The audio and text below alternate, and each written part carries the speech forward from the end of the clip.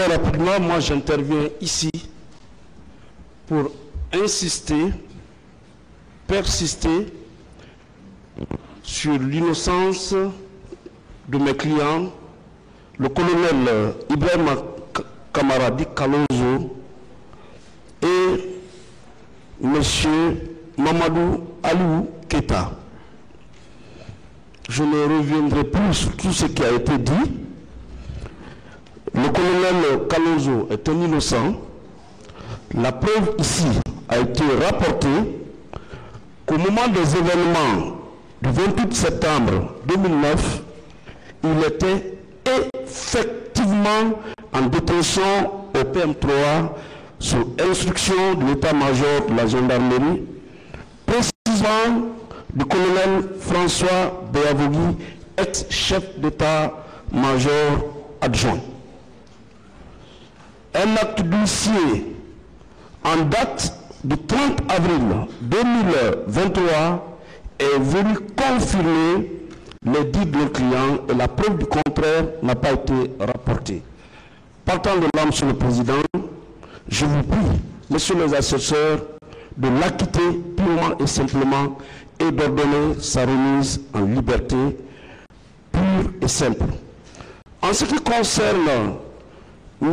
Mamadou Aliou Keita, la preuve n'a pas également été rapportée ici qu'il a exercé des actes de pénétration, excusez-moi du terme sexuel, sur la personne de Mme Aïssatou Ba. Nous en avons fait suffisamment la démonstration. Nous estimons que c'était innocent. Nous clamons son innocence et nous prions le tribunal, monsieur le juge, d'ordonner son acquittement pur et simple et sa remise en liberté. Une fois de plus, Monsieur le Président, je vous remercie. Je remercie tout le monde et je souhaite que le droit soit dit dans cette affaire. Rien que le droit, tout le droit, je vous remercie. Et je voulais juste attirer l'attention de votre auguste tribunal que mon client, le colonel Blaise, n'est pas dans cette salle pour faire porter le chapeau d'un quelconque crime ou d'une quelconque responsabilité pénale à qui que ce soit. Il n'existe aucun antécédent entre le colonel Blaise et le commandant Toumba Diakité comme le prétend sa défense. Il n'a manifesté aucune haine à l'égard du commandant Toumba. Il n'a fait que relater. Il n'a fait qu'exposer ce qu'il a vu ce jour, 28 septembre 2009, de ses propres yeux, relativement à l'arrivée de ce contingent de bérets rouges. Et contrairement à certaines prétendues victimes et à certains témoins, il sait de relever que le colonel Blaise Goum n'est pas un caméléon pour se confondre à la couleur de son environnement. Il est et demeure constant dans ses déclarations relatives à l'arrivée de ce contingent de bérets rouges à l'esplanade du stade. Et si les mêmes personnes ou prétendues victimes qui ont déclaré hier, au lendemain des événements, que c'est le commandant Toumba qui est leur bourreau, si ces mêmes parties civiles ou prétendues victimes ou témoins reviennent à la charge pour dire que Toumba a été plutôt leur messie, leur sauveur, il appartient à vous, Monsieur le Président, aux droits assesseurs, d'en tirer toutes les conséquences juridiques, de noter ces variations notoires et d'en tirer toutes les conséquences juridiques. Monsieur le Président, aux droits assesseurs, on ne se moque pas de la justice. Comme je l'ai dit dans mes plaidoiries, ne permettez pas au ministère public de mépriser la loi en vous demandant de condamner le colonel Blaise Goum à la réclusion criminelle à perpétuité. sans la moindre preuve de sa culpabilité ou de l'imputabilité des faits poursuivis à sa personne. Cela serait une injustice notoire. Le colonel Blaise Go a d'ores et déjà démontré, en tout cas fait la démonstration juridique de son innocence par l'organe de son conseil que je suis. C'est pourquoi nous vous demandons humblement de bien vouloir l'acquitter purement et simplement. Parce que c'est un innocent qui a beaucoup souffert et qui continue de souffrir dans ce poste des accusés. Et comme je l'ai dit, il est victime d'une poursuite sélective et discriminatoire. Et nous avons déjà démontré en quoi il est victime. Sur ce, je vous remercie. Alors, je vais aller tout droit. Monsieur le Président, par rapport à ce Raphaël là-bas, je voudrais déjà noter qu'un des avocats de la partie civile, quand il s'est levé, il a dit que la culpabilité des accusés ne fait l'objet d'aucun doute. C'est surprenant parce que au départ, il a fait une distinction. Il avait dit, il avait cité certains, et puis il n'avait pas cité le nom de CC. Alors, je voudrais simplement dire que CC, effectivement, faisait partie, était un élément d'une compagnie, composée de 150 hommes dont parlait le représentant du ministère public lorsqu'il faisait... Voilà. Donc, Monsieur le Président, déjà, nous voyons que les éléments de preuve que C.C. Raphaël là-bas n'est pas impliqué dans ce qui est reproché aux accusés, c'est que, d'abord, son supérieur, le commandant Toumba, l'a dit, et ça c'est une preuve. Parce que quand c'est un subordonné, ce n'est plus une preuve, mais un supérieur qui le dit, c'est une preuve. Il y a la lettre-réponse du docteur Doumbia aussi de la clinique qui a dit que C.C. Raphaël était présent à la clinique. Il y a le ministre Lucé Fall qui, effectivement, quand il déposait ici, a dit que ceux qu'il reconnaissait au stade, c'était tel, mais il n'avait pas reconnu C.C. Raphaël là-bas. Il aurait cité C.C. Raphaël là-bas si, effectivement, il était parmi ceux qui, à côté de Toumba, je veux dire, il aurait reconnu C.C. Raphaël aux côtés de Toumba. Bien. Alors, Monsieur le Président, par rapport à la requalification, alors, ce n'est pas parce que 2 ou 3 questions ont été posées par rapport au crime contre l'humanité que l'on peut parler de... Oui, il y a eu débat sur les crimes contre l'humanité. Non, pas du tout. On peut pas, non, ce n'est pas 2 ou 3 questions qui ont fusé et de la part du ministère public. Mais nous, on n'a pas posé de questions relatives à cette infraction. Donc, il ne faut pas mélanger les choses, Monsieur le Président. Alors, et puis, quand on parle de nouvelles qualifications envisagées, à quel moment ça a été envisagé? Qui envisage? Non. Le débat a eu lieu et il y a la nouvelle élection, le crime contre l'humanité n'était pas envisagé. C'est quand les débats ont été clos qu'on a parlé de ça. Et là aussi, les débats c'était sur la rétention ou non de l'infraction des crimes contre l'humanité. C'était ça, c'était tout. Alors, Monsieur le Président, je voudrais terminer. Alors, j'ai entendu des débats entre les avocats de Toumba et les dadis qui se rejetaient la balle. Bon, tant pis, mais bon, dans tous les cas, pour moi, Monsieur le Président, tous les accusés, aucun n'a planifié, aucun n'a organisé le massacre du 28 septembre. Et puis, ce procès-là, Monsieur le Président, les preuves manquent, il y a trop de choses qui manquent pour condamner quelqu'un, c'est pas possible. Maintenant, ils peuvent se renvoyer la balle, mais, Monsieur le Président, je termine là-dessus. Quand des personnes, des personnalités vont au Fouta pour se rapprocher de ces populations, pour dire on ne vous oublie pas. Dans la gestion de l'État, on ne vous oublie pas. Ils se rapprochent, ils sont bien accueillis. Ils reviennent du Fouta. Mais les manifestants, la majorité, ils viennent du Fouta.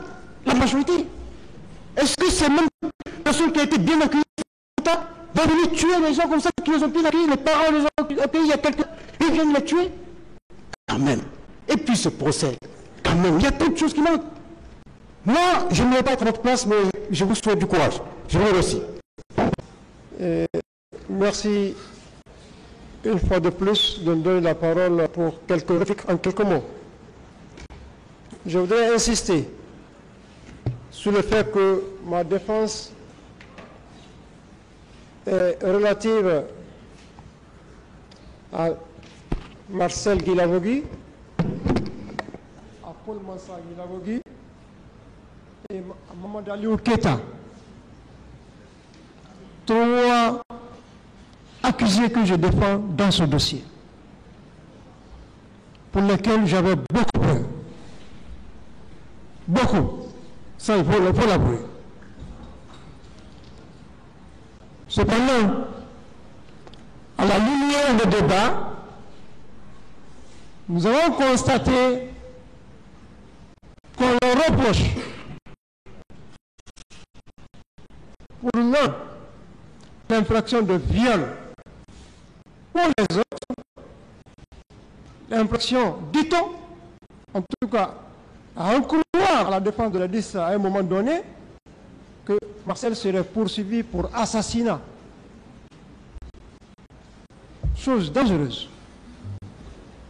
Pensant qu'avant, nous on était là pour causes et blessures volontaires sur la personne, dit-on, de M. Sia Touré. Mais a déclaré que Marcel serait poursuivi pour assassinat. Il n'a jamais été question de cela. Aucune question n'a été posée à Marcel dans ce sens. Mais, Monsieur le Président, je ne voudrais pas rentrer dans les détails dans la mesure où, lorsqu'on parle d'assassinat, lorsqu'on parle de viol, lorsqu'on parle de torture, ce sont des infractions par excellence matérielles. Matérielles. Nous n'avons pas empêché qu'on ait exhumé les corps. Marcel n'a pas empêché. Marcel n'a pas empêché qu'on examine les corps. Marcel ne l'a pas empêché. Il est soumis, il a été accepté, il a accepté d'être jugé depuis 14 ans. Monsieur le Président, la matérialité de ces infractions, la présomption d'innocence aidant, l'individualisation de la peine, de l'infraction aidant, nous aimerions, Monsieur le Président, qu'on nous montre la preuve que Marcel a commis tel acte sur la base de la balistique, sur la base des infractions qu'on ne refute pas, des preuves qu'on ne refute pas. Les débats nous ont permis de constater le vide dans ce sens. Par rapport au viol reproché à Mamadou Aliou Keita, où est la preuve de la résistance? Les jurisprudences ont montré que la résistance, la preuve, c'est soit l'habit déchiré, ou l'habit entaché de sang, ou des coups et blessures sur la personne, sa victime. Mais très malheureusement, cette dame, a beau l'appeler, elle a refusé de se présenter pour soutenir ses arguments. Elle ne s'est pas présentée. Mais peut-on condamner Mamadou Aliou Keita pour le viol? Jamais. Les deux ce jour ne se sont jamais rencontrés. Paul Mansa Guilavogui. Paul Mansa, le pauvre Paul Mansa, victime du CNDD, victime, encore, il est là à la barre pour chasser. Il a perdu son emploi. Il a quitté Kankan pour se retrouver ici à Conakry. On lui demande pourquoi il est là à Conakry. Il a été rallié. Toujours, il cherche à faire vivre sa famille pour être aux côtés du Kamakambo, Kankundara. Il est posté là, juste au portail, pour assurer la sentinelle. Peut-on être à la sentinelle et aller torturer à l'intérieur? Jamais. On dit qu'il est entassé, il est empilé. Empilé qui? Qui était sa victime? Aucune victime n'est venue ici me dire. Où sont les traces? Où sont les blessures du frère de Paul Massa Guilavogui? Il n'y en a pas. Cela se prouve, Monsieur le Président, pas par de verbiage, pas par des affirmations. Cela se prouve selon la loi, selon la procédure, par un mécanisme bien déterminé. Notamment, le rapport médical, la constatation médicale. Rien de cela n'a été produit contre Paul Massa Guilavogui. Monsieur le Président, la preuve, elle se discute. S'il n'y a pas de preuve, la loi vous recommande d'écarter purement et simplement tout argument lancé en l'air. Tout argument sans fondement, la loi vous recommande de ne pas juger sur la base du doute. Au lieu de douter, Monsieur le Président, j'ai la certitude que mes clients, Paul Massa Guilavogui, Mamadou Aliou Keita, Marcel Guilavogui, sont innocents dans ce dossier. Il n'y a pas de preuve contre eux. Il n'y a pas de victime qui soit là à l'égard de Marcel Guilavogui. Il n'y a pas cette victime. Il n'y a pas cette victime. Il n'y a pas de preuve. S'il y avait la victime, s'il y avait une preuve, on aurait discuté l'imputabilité à l'égard de Marcel Guilavogui. Mais que de discuter de l'imputabilité? Où est la preuve? Il n'y en a pas. Sur ce, Monsieur le Président, je vous prie de les déclarer non coupables de toute infraction fondée sur de simples imaginations. Je plaide.